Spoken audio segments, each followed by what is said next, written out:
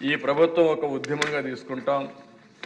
పేదవాళ్లపైన focus చేస్తాం, పేదరికం పైన ఫోకస్ చేస్తాం, ఆర్థిక అసమానతలు తగ్గించడం కోసం నిరంతరం పనిచేస్తాం.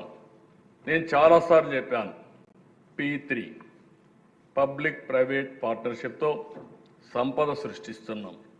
ఒక రోడ్డు, ఒక కరెంటు, ఒక టెలికాం, ఒక ఎయిర్పోర్ట్లు, ఒక పోర్ట్ కానీ ఇవన్నీ కూడా P3 కింద వచ్చాయి. సంపద సృష్టించబడింది, దీనివల్ల అందరికీ సదుపాయాలు వచ్చాయి. కానీ ఈరోజు మనం ఆలోచించాల్సింది, ఈ సంపద కొంతమందికే పరిమితం అవుతుంది. అంటే కొంతమంది కోటీశ్వరులు అవుతున్నారు. దీనివల్ల ఏవైతే లాస్ట్ మైల్లో ఉండే వాళ్ళకి వెసులుబాటు రావడం లేదు. దీన్ని మనందరం కూడా ఆలోచించి దానికోసం నేను చెప్పాను, సామాజిక బాధ్యత. ఇప్పుడు కొన్ని దేశాల్లో ఫిలాంథ్రఫీ కింద చాలామంది ముందుకు వస్తున్నారు. ఇండస్ట్రీస్లో కూడా రావాలి. టాప్ 10% ఎవరైతే బాగా ఉన్నారో, వెసులుబాటులో ఉన్నారో, బాటమ్ 20%కి సహాయం చేసే పరిస్థితి రావాలి. అందుకే దీనికి ఒక కార్యక్రమం శ్రీకారం చుడతాం. తెలుగు ఉగాది రోజున P4 పాలసీ తీసుకొచ్చి నిరంతరం పనిచేసి పేదవాళ్ళని ఆర్థికంగా పైకి తీసుకొచ్చే కార్యక్రమానికి శ్రీకారం చుట్టి నిరంతరం ఈ కార్యక్రమాన్ని పర్యవేక్షిస్తాం. మైక్రో లెవెల్లో ప్లాన్ చేస్తాం, మ్యాక్రో లెవెల్లో సమీక్షలు చేసుకుంటాం. ఎక్కడికక్కడ చేసి ఈ కార్యక్రమాన్ని ముందుకు తీసుకుపోతామని చెప్పి కూడా నేను మీకు తెలియజేస్తున్నాను. ఇంకో పక్కన దిశ, నేను ముందే చెప్పాను, దగ్గర 73 కార్యక్రమాలు, సెంట్రల్ స్పాన్సర్డ్ స్కీమ్స్, 10,000 కోట్ల రూపాయలు దానికి ఇచ్చి మొత్తం కూడా సెట్ చేశాం. ఇప్పుడు చాలా వరకు మనకి ఇది చేసే పరిస్థితికి వచ్చాం. కడాన మీరు చూస్తే అధ్యక్ష, సర్వే రాళ్ల పైన 650 కోట్లు ఖర్చు పెట్టారు. సర్వే రాళ్ల పైన బొమ్మలు వేసుకున్నారు. దానిపైన 20-30 కోట్లు అయింది ఆ సర్వే రాళ్ల పైన ఉండే బొమ్మలు తీయడానికి. ఒక డెస్ట్రక్షన్ అనేది ఏ విధంగా చేశారో మీరు ఒక్కసారి ఆలోచించుకోవాలి. ఇంకో పక్కన దిశ, గవర్నమెంట్ బిల్డింగ్లకి ఎక్కడ చూసినా రంగులు వేశారు. కడాన రంగుల పిచ్చి ఎంతవరకు పోయిందంటే, కడాన మనకు వేస్ట్ ఎనర్జీ కాంపోస్ట్ షెడ్లు కట్టాం. ఆ షెడ్లు కూడా వేసారు, కోడిగుడ్డు కూడా వేసే పరిస్థితికి వచ్చారు. ఒకటి కాదు దిశ, చెట్లకు వేసే పరిస్థితికి వచ్చారు, గుళ్ళకేసే పరిస్థితికి వచ్చారు,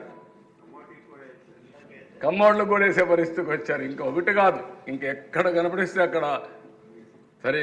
ఇంకా పట్టాదారు పాసు పుస్తకాలు, ఎవరిదో ఆస్తి ఎవరు తల్లిదండ్రులు ఇచ్చారు, స్వార్జితం, అలాంటి దానిపైన కూడా బొమ్మ వేసుకుని ఆనందపడితే ఇప్పుడు ఆ ప్రింట్ అవి మళ్ళా రాజముద్ర వేయాలంటే ఈరోజు మళ్ళా పుస్తకాలన్నీ ప్రింట్ చేసే పరిస్థితికి వస్తూ ఉంది. అంటే డెస్ట్రక్షన్ ఎంత చేశారో ఇది ఒక ఉదాహరణ దిశ.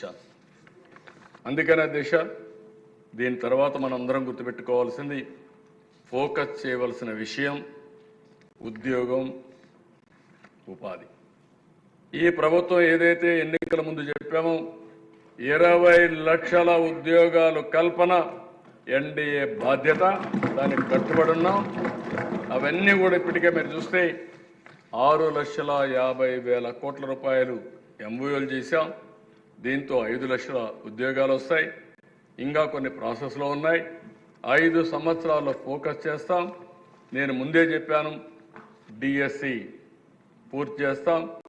డిఎస్సి పూర్తి చేసి రాబోయే సంవత్సరానికంటే ఎగ్జామ్ ఇది స్కూల్స్ ఓపెన్ చేయకొనిపే దీన్ని పూర్తి చేస్తామని చెప్పి కూడా నేను మీకు తెలియజేస్తున్నా. మొన్నే ప్రధానమంత్రి వచ్చారు, ఎన్టీపీసీ అదే మరిగా జెన్కో కలిసి 2 లక్షల కోట్ల రూపాయలతో ఒక గ్రీన్ ఎనర్జీ ప్లాంట్ ఓపెన్ చేశారు. రామాయపట్నంలో 95,000 కోట్ల రూపాయలు ఖర్చు పెట్టి BPCL రిఫైనరీ పెడుతున్నారు. నక్కపల్లి ఫార్మా,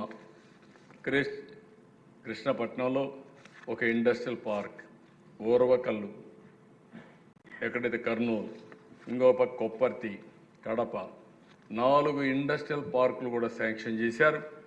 దీనివల్ల రాబోయే రోజుల్లో ఉపాధి అవకాశాలు మెరుగుపడతాయి.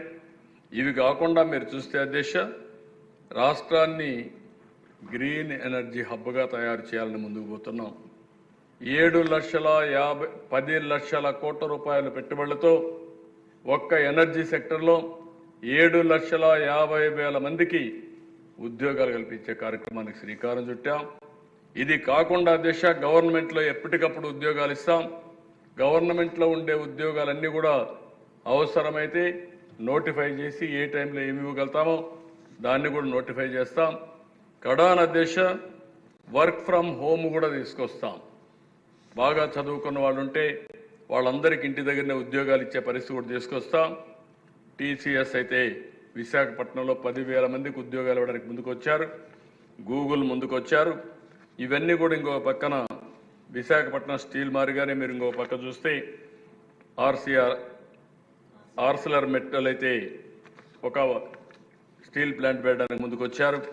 ఇవన్నీ కూడా మనం ముందుకు తీసుకుపోగలిగితే ఉపాధి అవకాశాలు మెరుగుపడతాయి. ఈ ప్రభుత్వం పేదరికం తర్వాత టాప్ ప్రియారిటీ ఉపాధి కల్పించడం, దీనికి కట్టుబడి ఉన్నాం. ఇవన్నీ చేస్తామని చెప్పి కూడా నేను మీకు తెలియజేస్తున్నా. ఇదే కాకుండా ఒకవేళ ఎవరైతే యువతున్నారో వాళ్ళకు ఉద్యోగాలు రాకుండా బాధపడే సమయంలో నిరుద్యోగ భృతి ఇస్తా ఉన్నాం. నెలకు 3,000 రూపాయల నిరుద్యోగ భృతి కూడా ఈ ప్రభుత్వం ఇస్తామని వాళ్ళందరికీ హామీ ఇస్తున్నా.